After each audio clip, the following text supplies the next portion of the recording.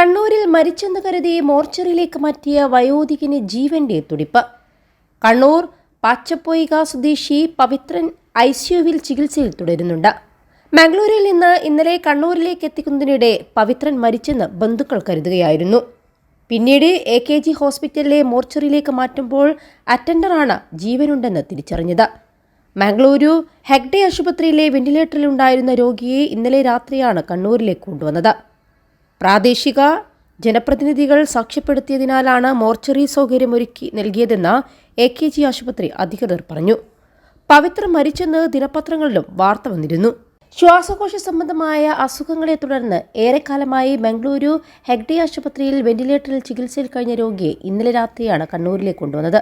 വെന്റിലേറ്ററിൽ നിന്ന് മാറ്റിയാൽ ജീവൻ നഷ്ടമാകുമെന്നായിരുന്നു ഡോക്ടർമാർ പറഞ്ഞിരുന്നത്.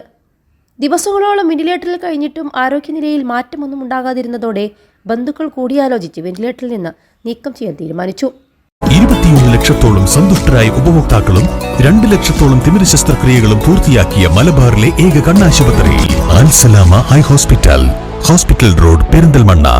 തുടർന്ന് ആംബുലൻസിൽ കണ്ണൂരിലേക്ക് കൊണ്ടുവരികയായിരുന്നു. നേരെ വീട്ടിലേക്ക് കൊണ്ടുപോകാതെ മോർച്ചറിയിൽ സൂക്ഷിക്കാനായിരുന്നു തീരുമാനം.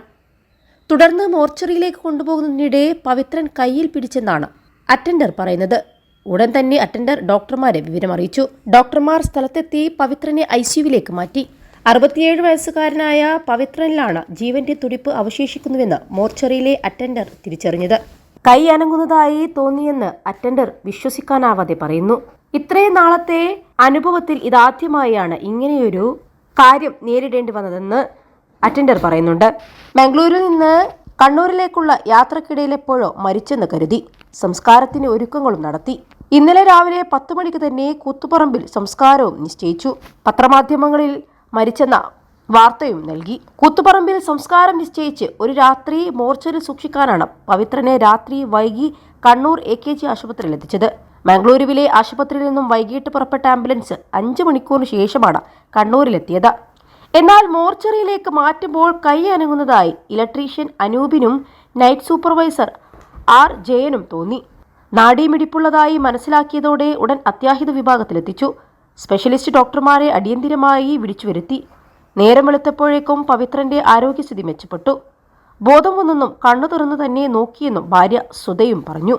മരിച്ചെന്ന് കരുതിയാൾ ജീവിതത്തിലേക്ക് തിരിച്ചു വന്നതിന്റെ ഞെട്ടൽ മാറാതെയാണ് കുടുംബക്കാരും കണ്ടുനിന്നവരും.